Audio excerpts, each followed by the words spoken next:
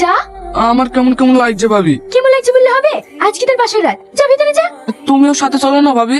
গাধা, বিয়ের আগে এই জন্য বলতে একটা প্রেম কর, তাহলে তোর এই দিনটা দেখতে হতো না। কি গো, আবার কি হলো? ও কিছু না ভাই, বিটিরা কোথায়? আব্বা মা বাড়ি চলে গেল, তুই এখনো বাড়ি দাঁড়িয়ে কেন? দেখো না, মাথা মোটা নিজের বইয়ের কাছে যেতেই লজ্জা পাচ্ছে।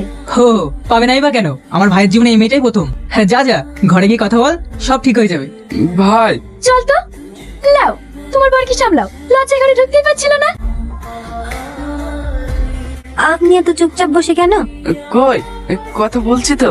আপনি মনে হয় বিয়ের আগে কোনো মেয়ের সঙ্গে কথা বলেননি, তাই না? না না, তুমি কারোর সাথে কথা বলেছো নাকি? এক সেকেন্ড। হ্যালো, কংগ্রেচুলেশন ভাই। ধন্যবাদ। কে বলছেন?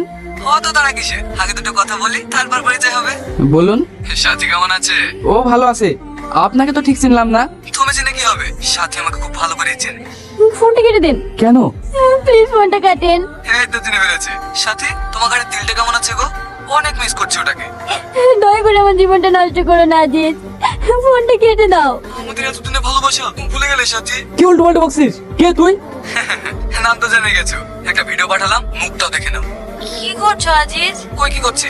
কফিতে কি মিশিয়েছো তুমি? কেমন আছে ভিডিওটা? ফেসবুকে শেয়ার করলে কিন্তু অনেক লাইক আসবে। দেবো? আপনি আমাকে ক্ষমা করে দেন। সরিস আমার কাছ থেকে। তুই আমাকে ঠকিয়ে বিয়ে করেছিস।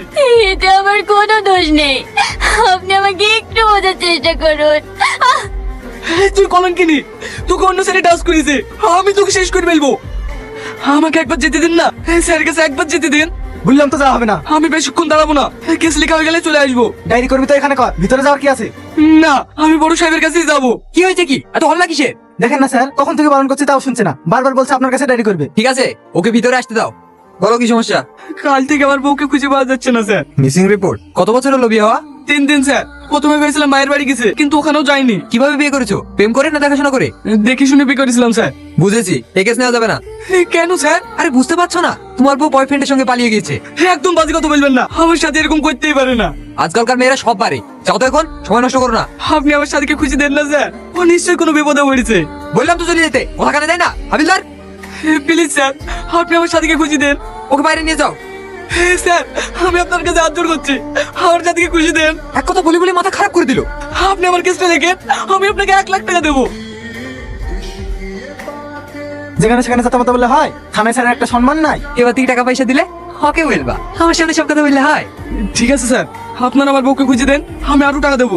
আচ্ছা আচ্ছা, ঠিক আছে। এবার তোমার বইয়ের ডিটেলস গুলো বলো। হ্যাঁ হ্যাঁ, এই দেখেন স্যার, এইটা আমার বউ। আচ্ছা, তোমার কি কারোর উপর সন্দেহ হয়? বিয়ের রাতে ও কার সাথে ফোনে কথা বলছে?